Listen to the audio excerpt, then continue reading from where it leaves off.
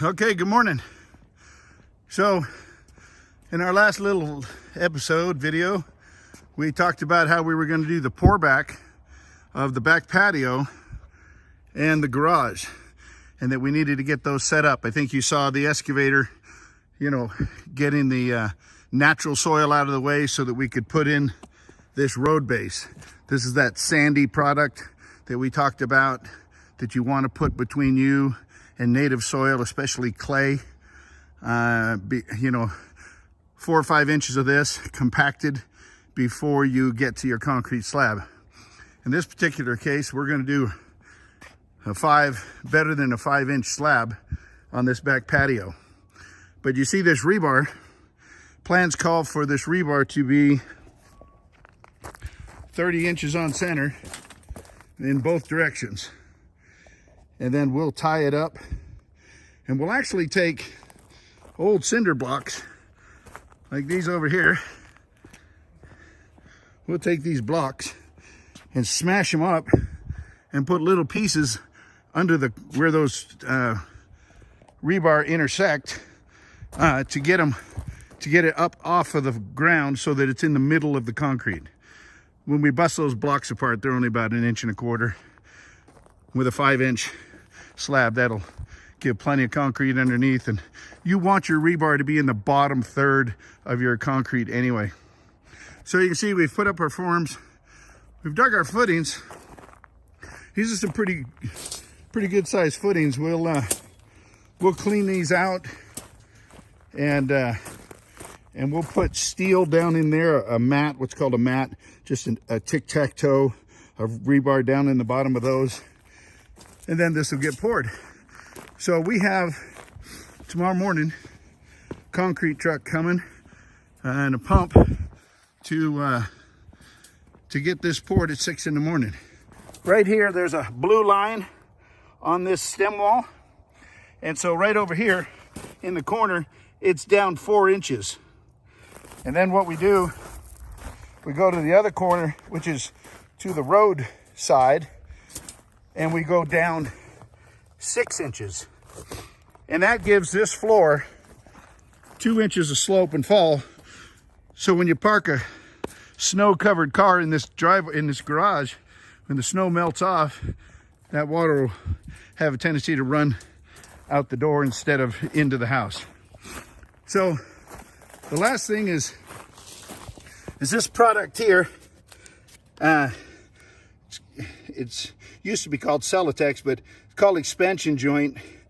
And we'll put that right here on the blue line all the way around, because there is a concrete stem wall all the way around this garage, and concrete will expand and contract. And when it expands, it'll squish, I'm trying to show my fingers there, it'll squish the expansion joint and not push against the stem wall to where we have some kind of failure. Okay, so this is the next phase. What's amazing is we get this poured tomorrow morning, we get that poured tomorrow morning. Oh, and we have some footings out front here, by the way. These will be poured as well, but we'll put up block piers here for this front deck, which is a wooden deck. But after tomorrow, the point is finally we've got a foundation to this house, and the next thing you'll see is the lumber package show up. We'll build some walls and then put those dang trusses up on this roof, and we'll have what appears to be a house. So just a little bit more of that process, guys. And again, you don't have to know all of this. I just want you to know kind of the idea. Your concrete man should know all of this. You just need to know that you want to go out when you're building a spec house or a house of your own, go get 3 bids from each one, 3 concrete bids, and check their reputation, check their pricing, make your decision, and then he better know what he's doing. But this will give you some idea of the process and actually how long it takes. You've seen how many steps this was from the first video. What Angel's doing right there, by the way, is tying all that rebar together so that they don't move around when that concrete gets pushed in there.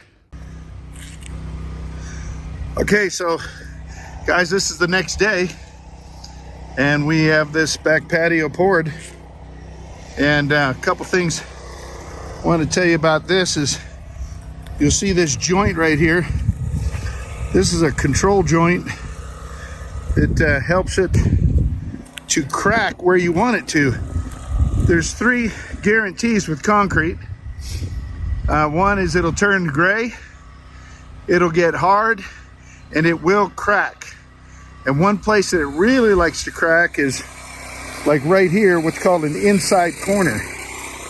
And so right off that inside corner is where it would like to crack. So we put a control joint in there right off that corner. And what a control joint does is that it goes down about 3/4 of an inch.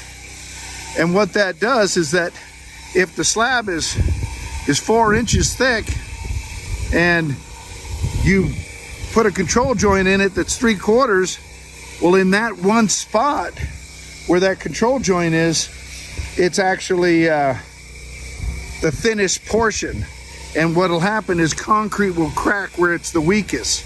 And so basically what we're doing is we're creating a weak spot here so that it'll crack, but it'll crack down inside that control joint where it won't be a surface crack where somebody could see it. And then this other one going through here, this is actually a saw cut.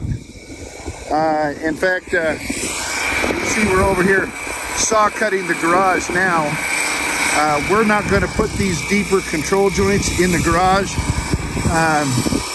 Just kind of place for crap to get caught and dirt and what have you. So we do a saw cut in the garage. And you want them to be, you want your squares to be about no bigger than 10 by 10. So in that garage, we're going to make basically 4 squares where we cut it both directions so that the squares, the slabs aren't too big and we won't create other cracks. But as long as we're about 10 by 10 squares and there's a relief cut or a control joint, it will be the weakest part of that slab, and that's where the crack will happen, down below instead of on the surface where it obviously looks not only unattractive but kind of freaks people out that, oh, the whole concrete's cracking. And concrete always cracks. It's just a matter of controlling where it does. Anyway, so we finally got that poured and cut. This one is now poured and cut, and we are now officially ready for lumber and start framing this house. Okay, thanks for watching each of the different episodes that led us to this point. And once again, appreciate you guys. And I hope some of this is helpful to you. We'll show you how we start laying out and framing next. If you enjoy this, want to see more, you want to see this house built, subscribe. Wouldn't mind if you shared it, retweeted it, whatever. But you guys are awesome. We'll talk to you later. All right, have a good day.